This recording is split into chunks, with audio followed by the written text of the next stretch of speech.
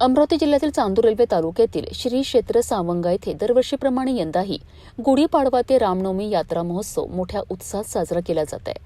18 ते 27 मार्च दरम्यान सुरू असलेल्या या यात्रेला विदर्भासह राज्यभरातून लाखो भाविकांनी हजेरी लावली आहे.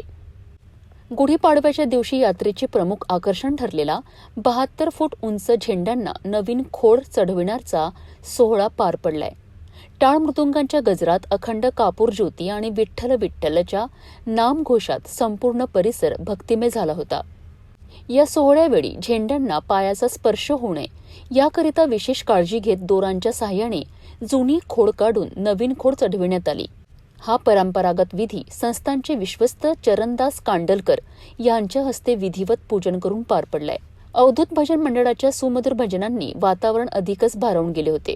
यात्रेदरम्यान शेकडो क्विंटल कापूर विक्री झाल्याचा अंदाज व्यक्त केला जात आहे. महोत्सवाची सुरुवात 18 मार्च रोजी अमावस्येनिमित्त चंदन उटी आणि रमणा कार्यक्रमाने झाली. यात्रेदरम्यान भाविकांकरिता पिण्याच्या पाण्याची व्यवस्था, अन्नदान, भव्य मंडप आणि सावलीची सोय करण्यात आली आहे. 20 ते 27 मार्च दरम्यान दररोज प्रवचनांचे आयोजन करण्यात आले असून 26 मार्च रोजी रामनवमी उत्सव तर 27 मार्च रोजी महाप्रसाद, पालखी आणि ढालींचा सोहळा पार पडणार आहे.